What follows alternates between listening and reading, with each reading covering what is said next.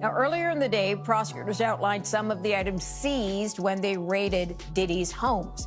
That included AR-15 rifles, ammunition, and images and videos of sex performances Diddy allegedly organized. Let's go to Nima Rahmani, president of West Coast Trial Lawyers, former federal prosecutor, joining us tonight from Los Angeles. Thanks for joining us today. Are you surprised that he's being held without bail, and what does that tell you? I'm not surprised he's being held without bail because these are very serious allegations, sex trafficking, drug trafficking, some of which carry mandatory 10-year sentences in federal prison. That means the judge can't go lower than amount. And of course, we know that Diddy, at least allegedly, according to the indictment, has threatened some of these witnesses and tried to bribe them. So given the nature of the charges and the fact that there's a presumption of detention for some of them, Diddy is being treated just like any other criminal defendant, despite his fame and his wealth. Okay, so is the approach to this case similar to the way we saw the R. Kelly case being pursued? This time around, Diddy was brought in first. He was brought in about a couple minutes after 2 p.m. today, and we were all kind of waiting to see. We had heard mumblings that his mom might be in courtroom, that we were waiting for the children, but then nothing happened.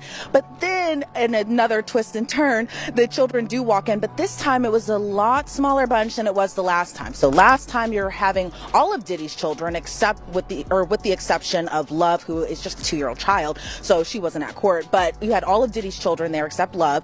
But this time around, you just had Justin Combs and Christian Combs, meaning that there was no Quincy there today. Delilah and Jesse weren't there. Chance wasn't there. And the caretakers of his younger children who aren't of age just yet, they were not present inside the courtroom as well today. But his mom also wasn't in court today. So when Diddy came inside, it was still that standard issued MDC jumpsuit. He's wearing khaki. From that video of, I think that was obtained by Daily Mail back in September, of Diddy playing hacky sack in Central Park, to now he appeared just astonishingly thinner, which you can expect to be inside a federal detention center for a couple months now. A lot different from the luxury lifestyle that he was living before, but he appeared very noticeably thinner, and maybe being locked up in detention is starting to wear on him.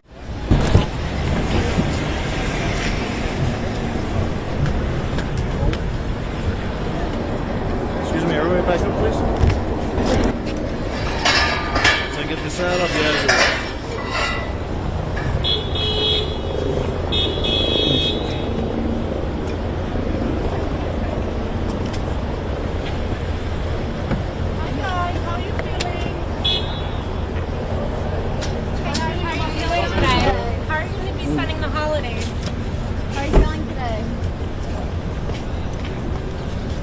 When the trial starts and the jury sits, will they be shown these tapes?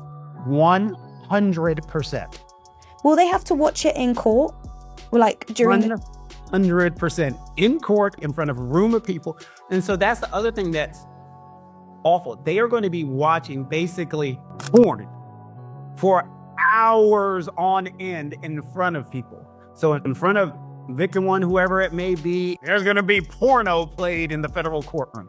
And victim one would have been made aware of this. Oh, 100%. She's probably being told right now, like, this is going to be played in open court. Your sex history, your sex life is going to be talked about in open court. All of this.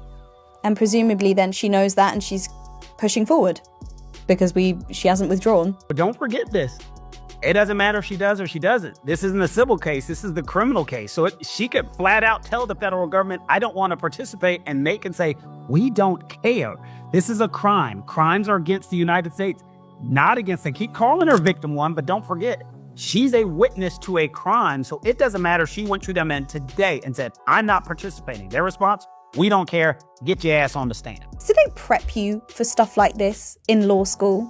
Do they say, you might do a case and you might have to watch hours of pornographic material and comb through it? Like, what's the semester on for this? Well, you're exactly right. They don't prepare you for that because you understand every case is different. So you read about cases. Like, I think this Diddy case is going to be studied forever. I think this isn't the only famous inmate to be housed there. We had Sam Bankman-Fried there, R. Kelly, Ghislaine Maxwell. They were all inmates there. Sean Combs is being kept away from the general inmate population. You say his fame makes him a target. Yeah, sure. And not necessarily at the MDC only. I mean, Anywhere. Yes, in my humble estimation, his life, his safety is in jeopardy in any correctional lockup right now. If it is true, as reported, that he is housed in the special housing unit, it's important to note that the special housing unit is a lockdown, 24-hour lockdown unit. The MDC Brooklyn is a high-rise. The vast majority of the floors are general population floors. But the special housing unit is a 24-hour lockdown facility. So this is for Mr. Combs' protection. His incredible worldwide celebrity combined with the allegations, the charges now, an indictment, of course, of acts of violence against women make him a very attractive target. All right. Obviously, they need to safeguard him. This is a man accustomed to the very finest. He was arrested at the Park Hyatt Hotel in New York City, known for its luxury suites and exceptional food and wine, where one-bedroom suites start at $3,000 a night. He was probably staying in something larger. What is life like for him now at the MDC? I would say 100% total culture shock. The MDC is, I've used the word austere a lot, but it is. It's austere, it's strict, it's impersonal, it's cold, and it is a very tough place to be detained. It's so out of control inside that 4 federal judges are reportedly refusing to send any more prisoners here. Donald Trump's former fixer, Michael Cohen, spent a harrowing year in federal custody. He says for someone used to a life of luxury like Diddy, prison life is a severe shock. You have a desk, you have a plastic chair, you have your bed with a 1.5-inch mattress, no pillow, and you also have a locker. So you basically have 3 feet by 5 feet to move around. So you have a basic 15 square feet. It is a horrible, horrible place. Diddy's lawyers were so eager to keep him out of jail, they offered his palatial $48 million home in Miami Beach and his private jets as bail. Today, they are even offering to restrict female visitors to his homes, except for his mother, daughters, and the mothers of his children if he is released. They told the judge the jail he was being sent to is dreadful, dirty, inhuman, and an ongoing tragedy. Sean Diddy Combs, the once untouchable hip-hop mogul, is now at the center of one of the biggest criminal trials in music history. Federal agents have torn apart his empire, exposing a world of trafficking, racketeering, and abuse that could send him to prison for over 50 years. But the real shock: his own family is walking away. At his latest hearing, the courtroom was eerily empty.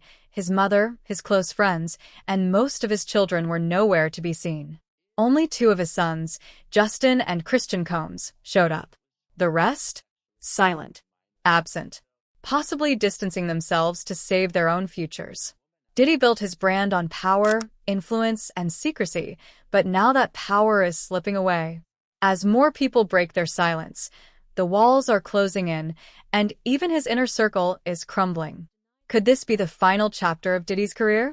Or does he still have one last move to play? When federal agents stormed Diddy's mansions, they weren't just looking for drugs and weapons. They were searching for the truth, and what they found sent shockwaves through the industry. Authorities seized high-powered firearms, stacks of ammunition, and hard drives filled with videos of what prosecutors call evidence of organized sex trafficking. One investigator described it as a disturbing archive of power and control. These weren't just private tapes. They were recordings of Diddy's infamous freak-off parties, where victims allegedly had no choice but to participate. The most damning piece of evidence? The tapes handed over by Cassie, Diddy's ex-girlfriend, and one of his first accusers. According to reports, these recordings could prove that his empire was built on exploitation. And yet, Diddy's lawyers are fighting to get their hands on them. Why? What are they trying to hide? As the case against Diddy grows stronger, his own family is being dragged into the scandal. Christian Combs is facing